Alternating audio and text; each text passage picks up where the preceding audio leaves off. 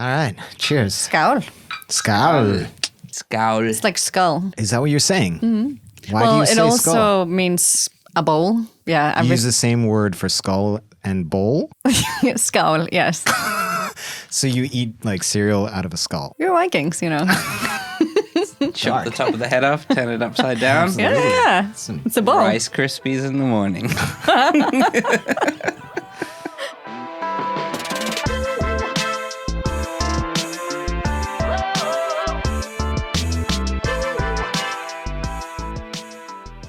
There are things we think we know about places. But history, prejudice, stereotypes, and the viral nature of 24-hour news and social media has made common knowledge about faraway places even more twisted than ever. Today on Passport, we try and clear up some of the outright lies of an entire nation by doing what we do best. Talking it out with somebody who actually knows what they're talking about. Today, we're going to Iceland.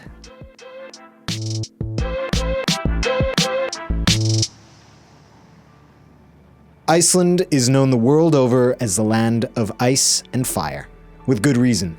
Snow, volcanoes, hot springs, and huge glaciers live side by side. Between Greenland and Norway to the east of the UK, this steaming, smoking, lava-spewing nation is otherworldly. Blue skies, green moss, black sand make it a place like nowhere else on Earth. This is because Iceland is brand spanking new. It's one of the youngest landmasses on the planet, one still being created, but somehow it manages to feel ancient. We trawled the internet for 10 of the world's most stereotypical views about Iceland. People see Iceland as a freezing, dark, and painfully expensive country filled with musicians and performance artists who eat puffin naked in geothermal baths while listening to Björk wearing horned Viking helmets. But are they right?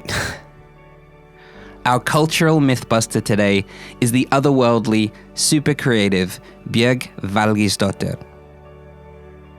Björg is a project manager with a background in architecture, fine art, and film, and is our Icelandic local for today's episode of MisInfoNation.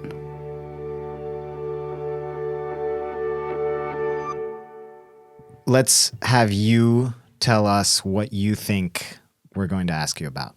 I think you're going to ask me about the stereotypical Icelandic people behaviors. What are they? It depends on like if you're an Icelandic person looking in. But if you're on the outside, people think we're like super friendly and super nice. Also that like all the women are super beautiful, super blonde.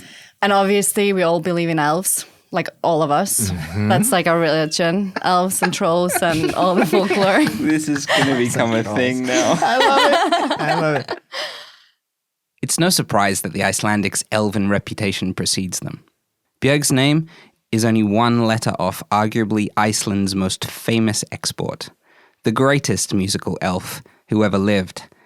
And if our researchers found anything at all, it's the fact that everyone in Iceland knows everybody else in Iceland. Because my name is Björk, which is very similar to Björk. So it's always like, oh, you know, hey, I like your songs. And you're like, oh, it's so old. It's like, oh, yeah, thank you, whatever, you know. With a G. Yeah, and then when people ask, like, oh, do you like actually know her? And you're like, well, yeah, a little bit. So it's always a bit like, oh, you know. It's kind of like... So you have met her? Done some tables with her. But like in Reykjavik at a bar or what? Yeah, it's a small scene. But in Iceland, we don't really have famous people because we all know each other. Right. So that's why celebrities love going there because they don't get harassed and there's not paparazzi and we don't give a shit. Why? Why don't you give a shit? I think it was most when like Jay-Z and Beyonce came, then people were a bit like, oh, it's like amazing.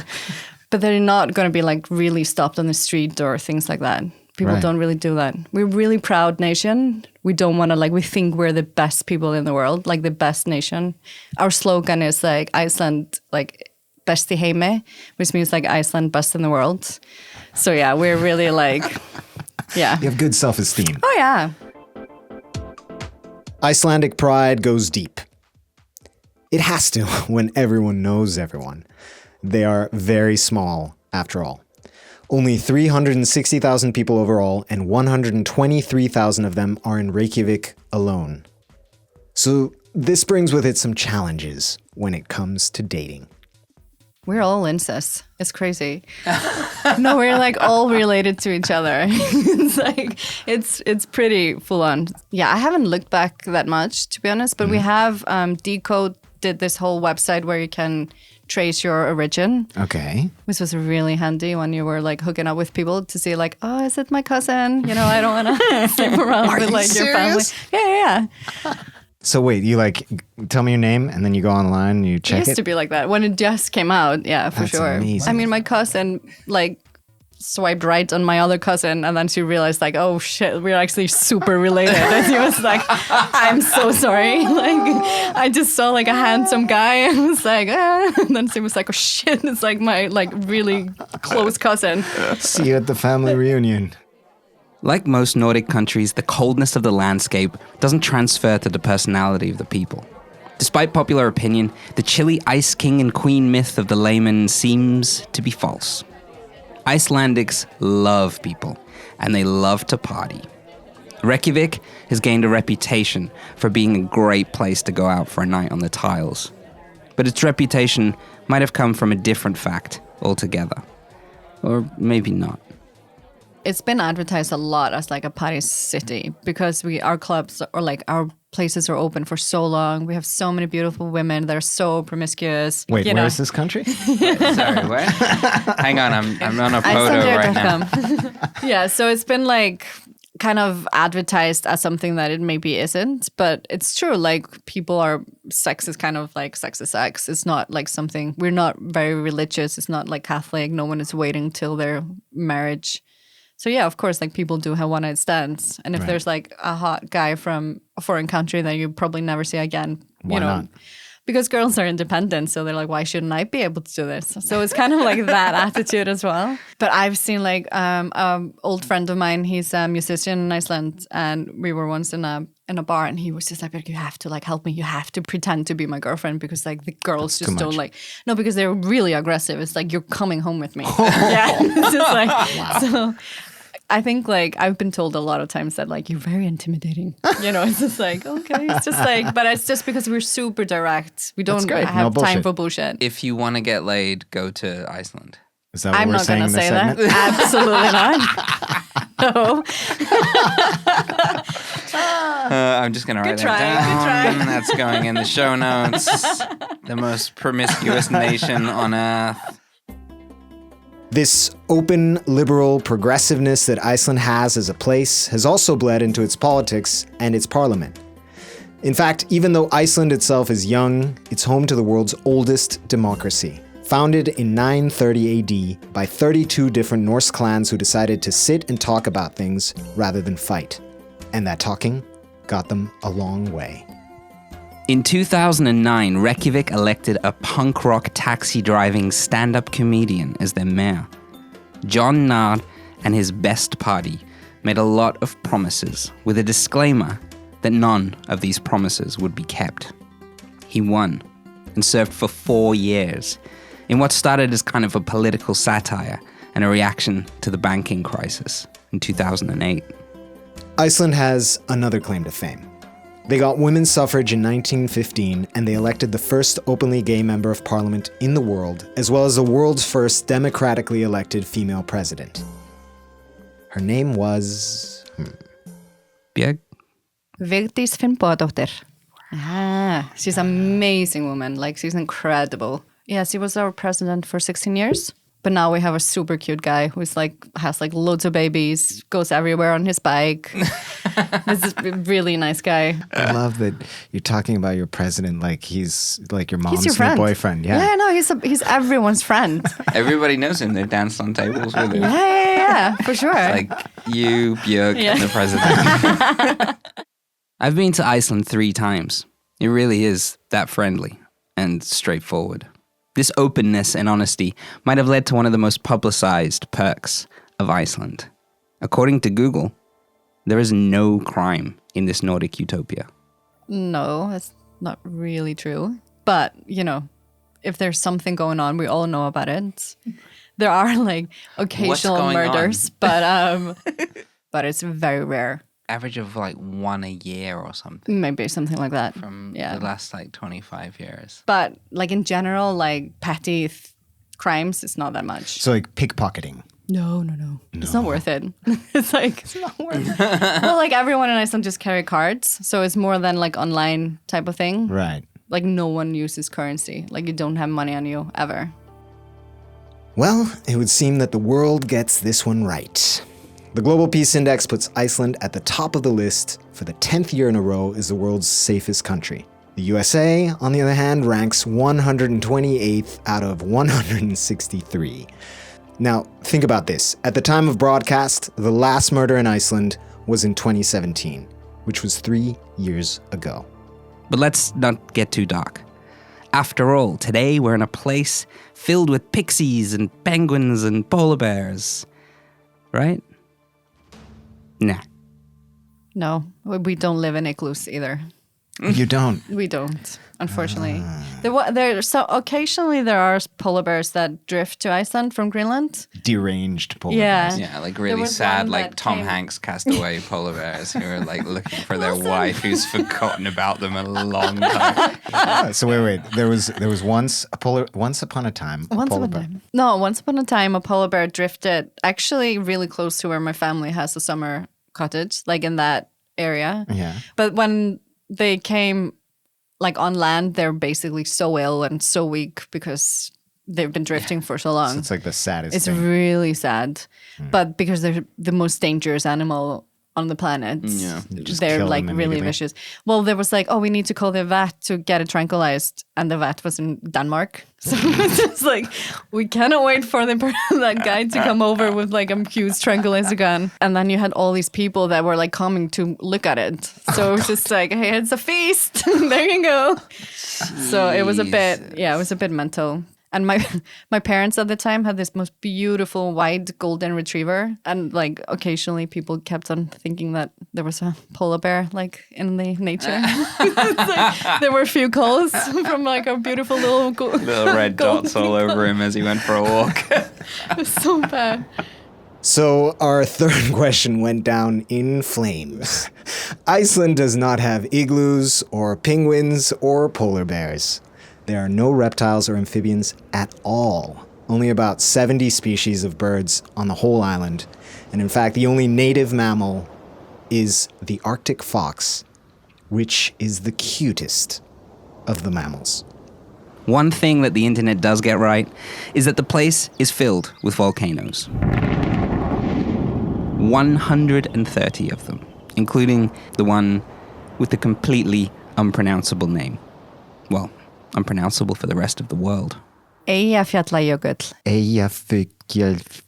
Yogurt? Eyjafjallajökull. It's a double L. So when that whole volcano thing was happening and the whole world was trying to say that, Oh yeah. it must have been the funniest thing. It was pretty good, but it was pretty annoying as well because people personally were blaming me for not going on their holidays. It's like, you are ruining my holiday. And I'm like, it's just like, it's a natural like disaster. It's killing like all the like sheeps in Iceland. What are you talking about? It's like, I don't care about your Ibiza trip. It's just like, I'll turn it off now. It's fine. Yeah, it's okay, enough. It's enough. Sorry, guys. The Icelandic language is insane. It's incredibly difficult to learn and is consistently ranked alongside Turkish, Georgian, and Persian as the most infuriating language to learn. But names, they've figured out names pretty nicely.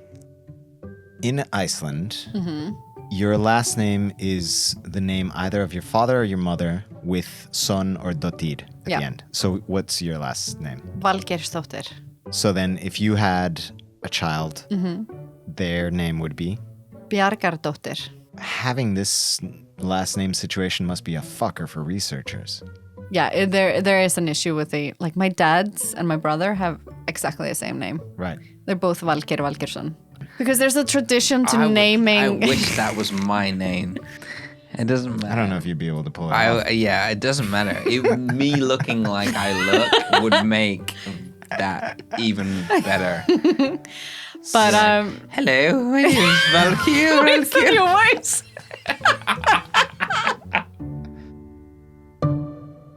But you know, like Icelandic name, like my name has a double meaning.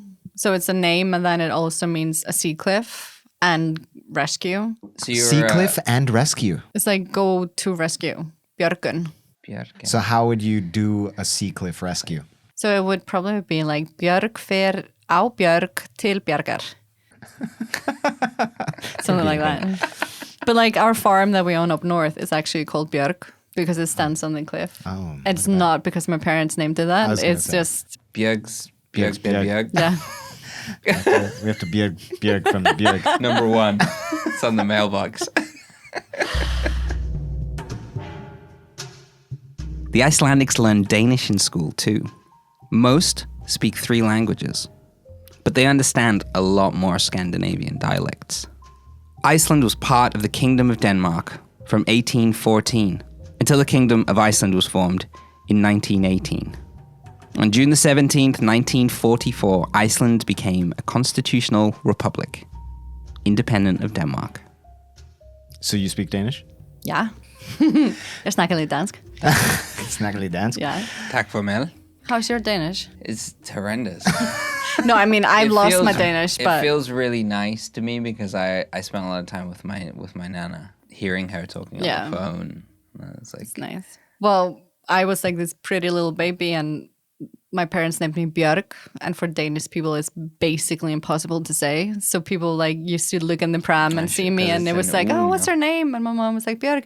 Björk. Like, Björk. Yeah. it's like horrible. It's like, thanks, parents. One of the reasons why I was like, I'm not going to Denmark. Like absolute people like puking. I don't want to deal with this. And like the Danish, the Icelandics love a nice long drinking session. So with all this in mind, and with Iceland's reputation as a super liberal utopia, you would think that it would have extended its progressive nature into the drug laws of the country too. But surprisingly, no weed, no psychedelics, nothing.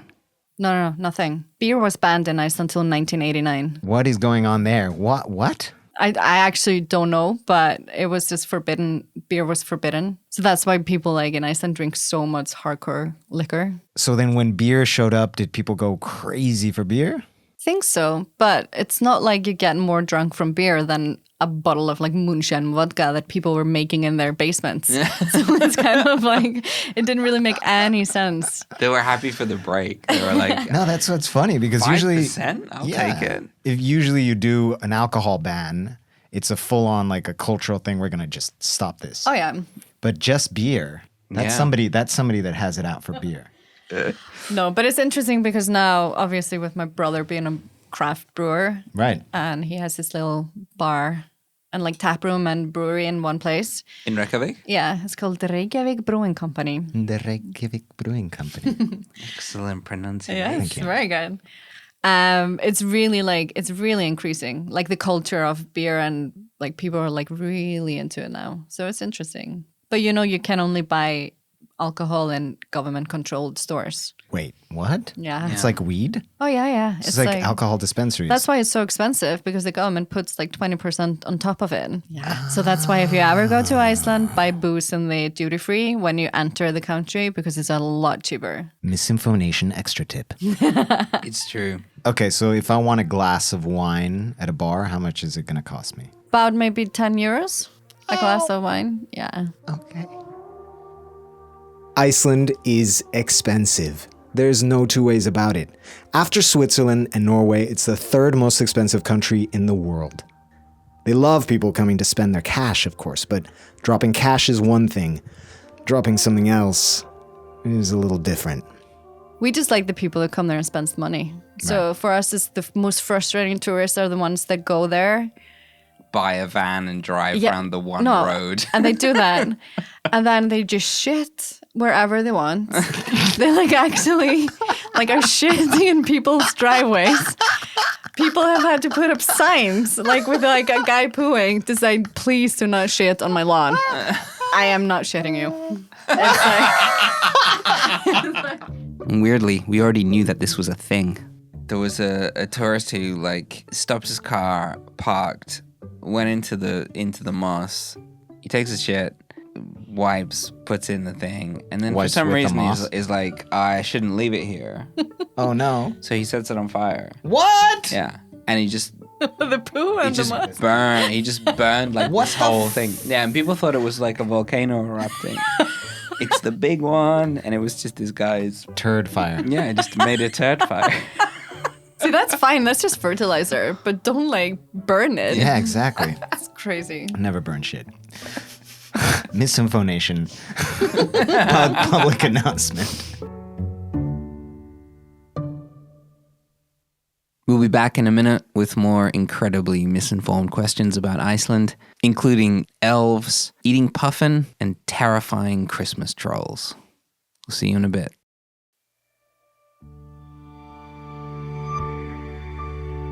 The cuisine of a place tends to say a lot about the personality of the people there. Iceland is no different.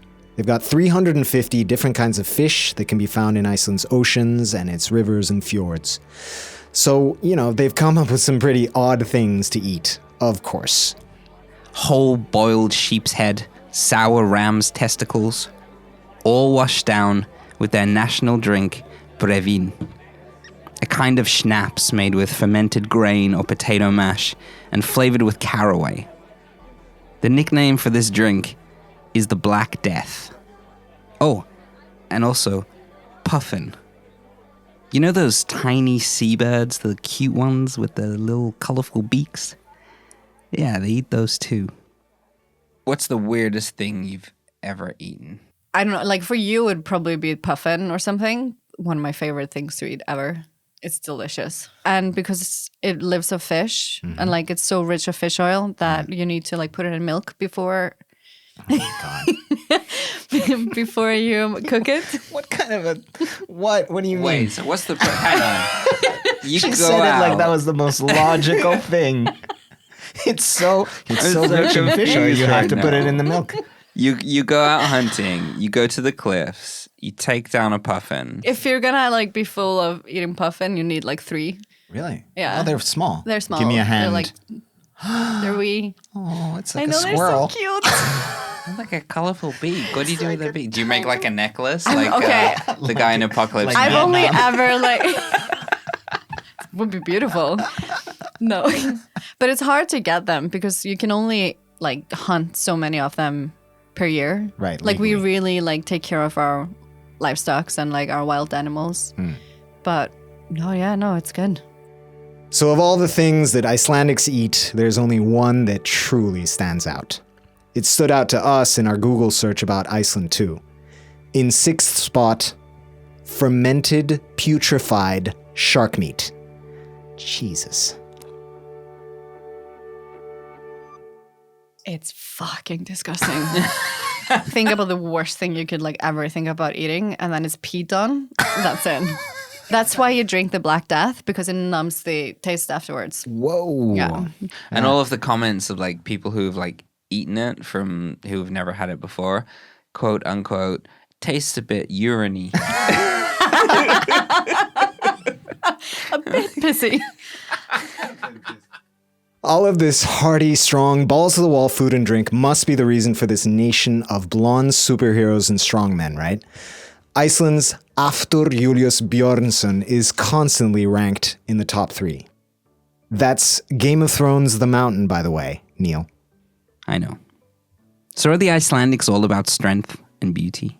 What's the deal with the world's strongest man? We have 2.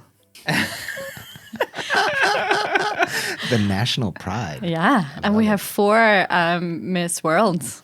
Well, they're the traditional super blonde, blue eyes, beautiful type of thing. I mean, there is a lot of blondes, but I think because obviously there was a lot of Vikings that like went and got women from a lot of places. So there's a lot of different kind of, I think like my mom's side is like partly Spanish. Whoa. Yeah, because they're like kind of darker. Like my parents have pitch black hair. I was born blonde. People thought like my mom had an affair with the postman. I am not kidding, because I was like blonde, blue eyes, curly hair, and they were like, "What the fuck?" What is this? What happened, Björk? Don't know. Age is cruel. But yeah, no, it's really a mix. Like I have cousins that are like ginger with like perm and, it's really just anything. It's crazy. Well, strength has to come from somewhere. Maybe it's from, I don't know, putting your babies to sleep outside in the snow. One of the more shocking things for people visiting Iceland has been the sight of just a baby carriage parked outside in the snow. Yeah. Our like old houses in Iceland, they're like made in dirt and you have like the turf on top and all that. So they're kind of buried a little bit. So it was also for health reasons for the babies to be sleeping outside. It's that whole like Viking, like just toughen up to get better. Breathe it in. If you're going to make it here, you got to... But like I sleep with my window open always. Like I've always done it. Living in Scotland, here, whatever, like windows always open. The difference in seasons in Iceland is really worth a mention too. From 3 months of total darkness to 3 months of nearly 24 hours of daylight. Somehow the natives handle this in the same way most Nordic countries do. They just don't really need to. It's just how it is. One of the most like common questions I get is like, when should I go to Iceland? Okay. So it's like, do I go in the winter or do I go in the summer? And I always say like, you need to experience both. And it's not that cold. No, but like 15 degrees in Iceland, it's like 25 degrees here. So, I mean, it sounds cold, but it's not. Because you're used to the cold? No, it's warm. We're closer to the sun. It's the same average winter temperature as New York City. But it's so much colder in New York because you have the humidity there. In Iceland, we don't have that. So that's why we have our lopapeysa, like the woolen sweaters. Right. Everything's wool. Right. And because you can dress off the cold. So you could just whack on your woolly hat and your woolly sweater. Yeah. And Oh my God, my mom, I have like 10. My mom knits a lot. In the winter months, sunrise is at 11 a.m. and it sets again at about 3 p.m. How does it affect you? Like the shortest day of the year, well, the sun never really comes up. It's just like hovering. And then, so it's only like 3-hour daylight. But it depends on like if it's clear sky or not, if it's snowing or not. Like the snow helps so much with the darkness. It brightens up everything. So you really feel the difference when it's like snow or not. And how does it affect you? Well, it's kind of always a bit depressing to wake up in dark, go to work in dark. Then it's like dark when you leave. Yeah. So it's a bit like, but then you really start to feel it. The days get longer super quick. Okay. You really feel like the difference every single day. And it's such a nice feeling to have. Just like, spring's coming. Like it's getting a little bit lighter. And then you have the whole like 24-hour daylight for like 2 months, 3 months. That's wild. But that must also make you crazy in a I different think way. that affects like especially tourists. They can't stand it. It's too much for their brain to like handle. She almost said their little brain. She almost said that. I heard her self-edit. Iceland besti heimi. Iceland, beste heimi. Iceland, the best in the world. Strong men, Miss Worlds, and an amazing football team. What is the deal with the fucking Icelandic football team? Love it. It's like our boys, us. We love it. I never felt as proud in my life as when we like got so far in the European. That's amazing. It's like the patriotic side really came out. It's crazy. So weird. I mean, it was amazing to watch. For the rest of the world, it's like, where did these people come Like, from? what? The thunderclap? Oh yeah, the Viking clap.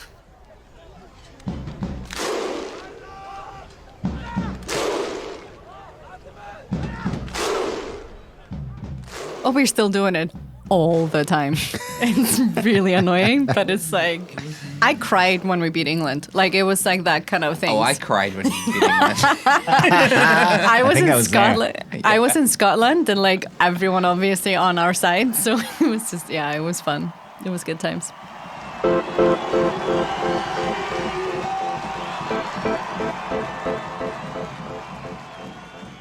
The Icelandics punch above their weight in almost everything, considering they're such a tiny nation. They have a 99% literacy rate, They're a country of insatiable readers and writers with more books published and read per person than anywhere else on Earth.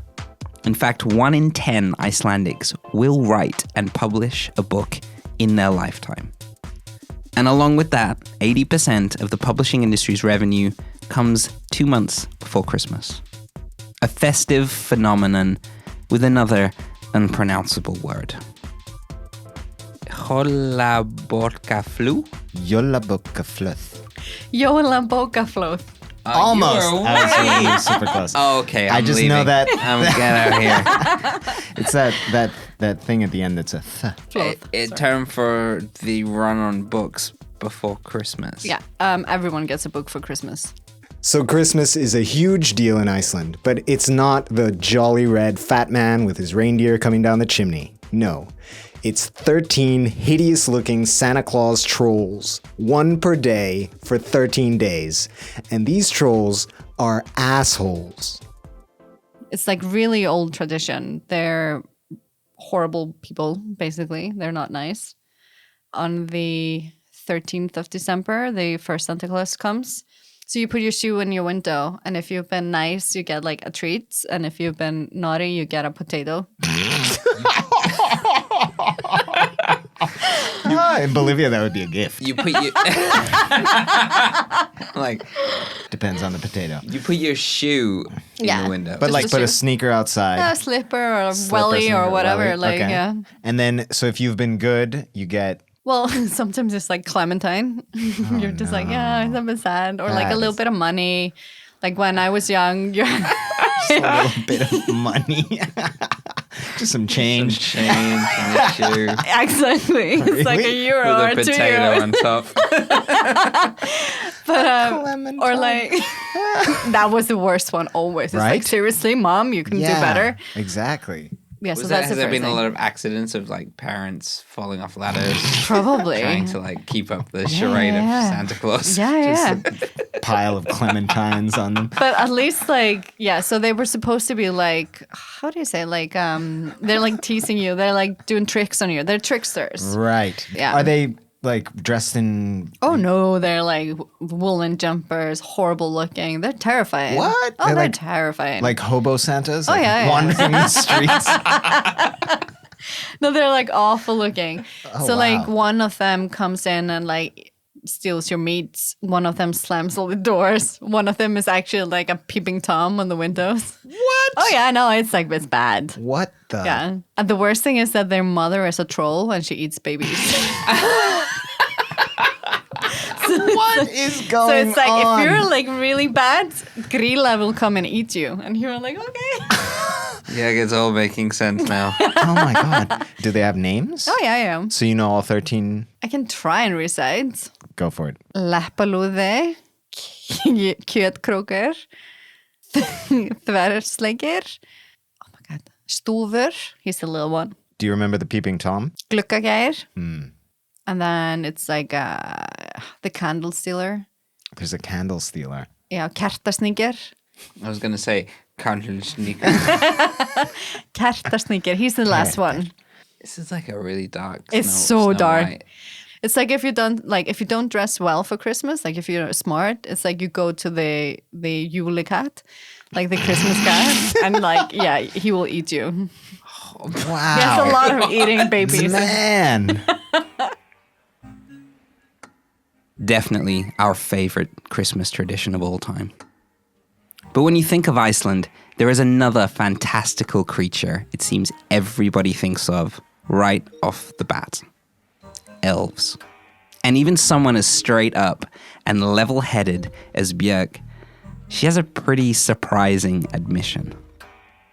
Do you believe in elves? You do become super superstitious in Iceland, and Okay. the way the roads are laid, you've maybe noticed, Neil, when you were driving there, that the road sometimes takes a really weird curve, and there's like a rock in the middle. Yeah. It's because it's an elf city, and if you move it, it's gonna like kill everyone who drives that road. Because Okay. that's actually something that happened. Like they removed like a rock that was supposed to be an elf city, and a lot of accidents happened on the place. So we're super superstitious towards things like this. So I'm not gonna say I don't believe in elves.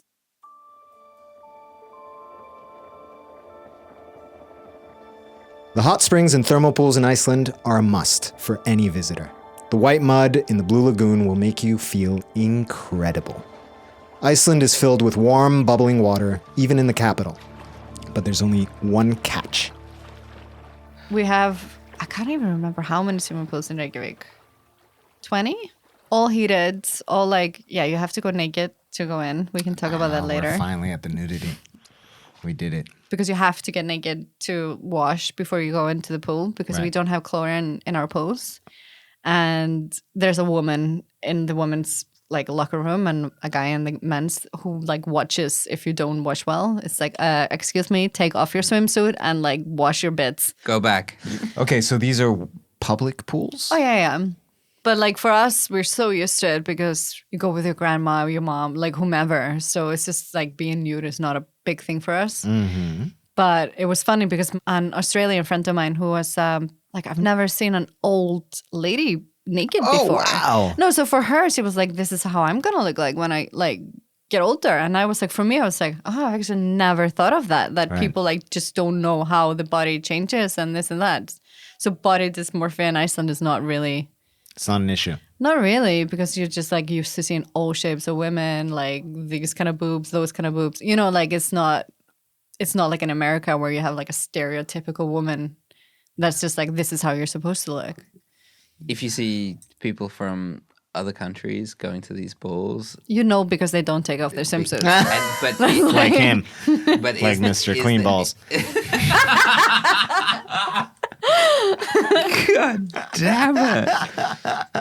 You should do everything naked. Get at naked, least but once. with other people that are also naked of all ages, sizes, and shapes. Go to Iceland. If you have not been around nudity, it's the first moment, and then after a while, you maybe kind of space out and be like, oh, look at, that's a curious shape. Why is the thing under the other thing?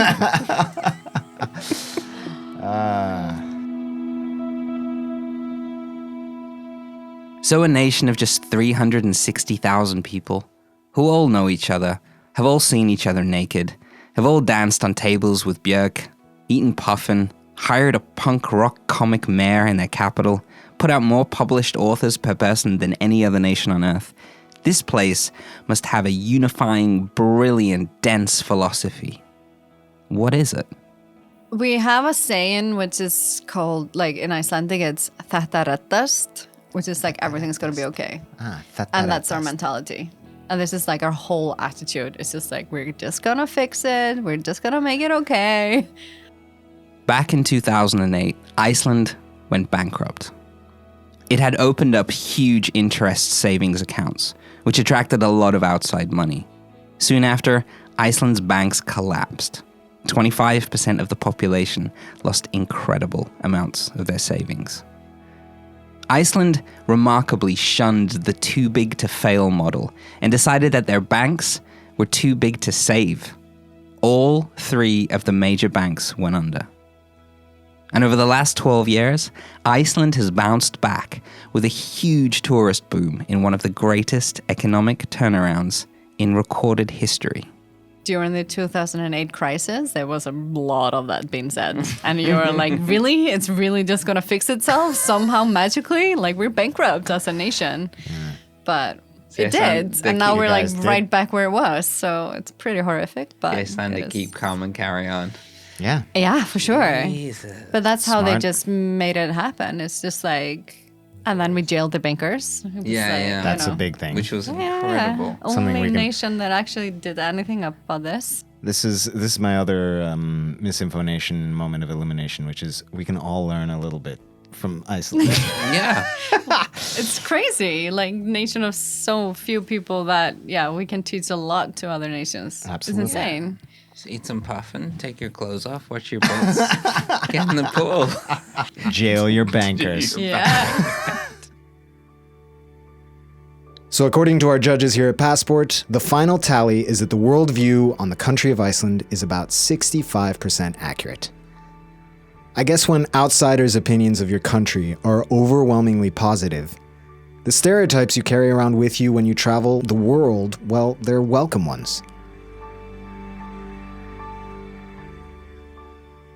How do you feel we did? You guys did? Yeah. No, you did good. What is your relationship to this stereotype stuff? As you move through the world and people ask you the same shit over and over again about sharks and elves, how do you feel about it?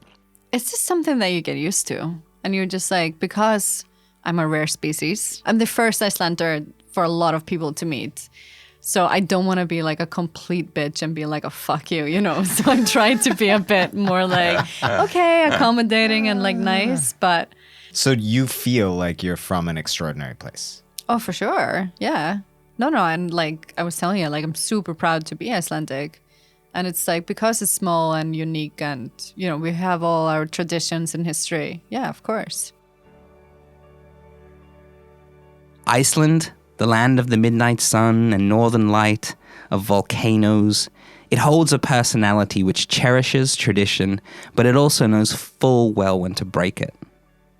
It would seem that they love people taking an interest in their landscape and in their people and in their culture, because they are indeed incredibly rare. 0.004% of all of the people in existence. Consider yourself extremely lucky if you ever meet one. They are truly the elves of the world.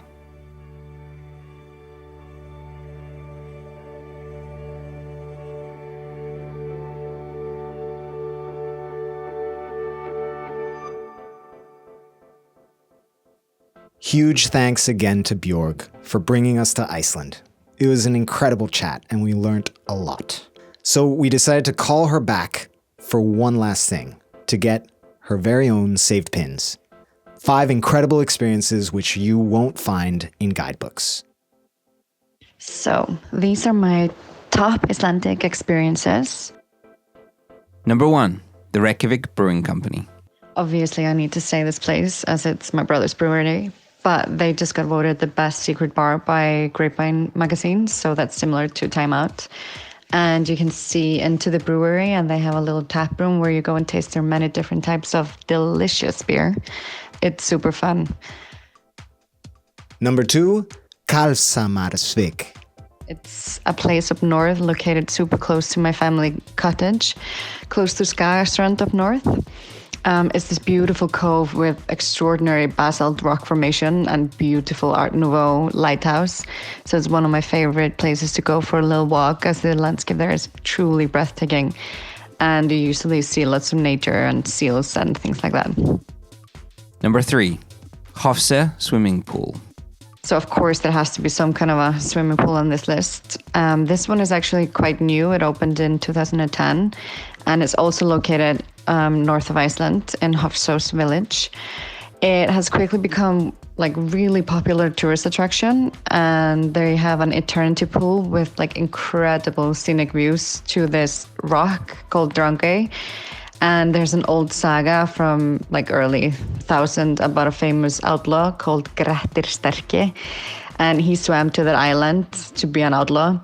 So it's actually, when you're swimming in the pool, you're doing the same route like he did. So it's kind of cool. I'll definitely check that if you're up there. Number 4, Borgarpilsur hot dogs. We love our hot dogs in Iceland. I don't know if I mentioned that before. And there's this super famous hot dog stand in downtown Reykjavik, but I actually prefer this really random one in like a shopping center called Skeifan. And it's on a parking lot next to one of the state-owned liquor stores. So, you know, you can eat up before going and spending fortune for your booze for the weekend. I mean, it's amazing. Try one hot dog with everything. It really won't disappoint. Number 5, the Beer Spa. But you basically bathe in a wooden hot tub, which is filled with warm beer, water, hops, and yeast. And you have a beer draught right next to it. So you can like soak up in a beer and drink a beer. And it just looks really nice. And I just think it's hilarious.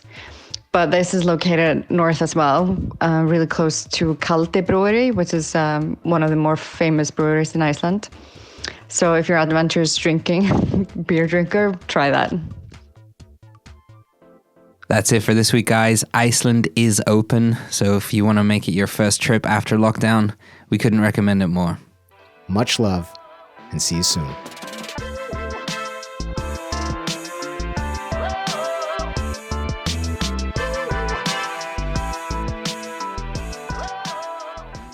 This week's episode of Passport was produced and edited by me and written by myself and Andres Bartos. Thanks to Harry Stott for his research work, and huge thanks to the brilliant Björg Valgeirsdóttir.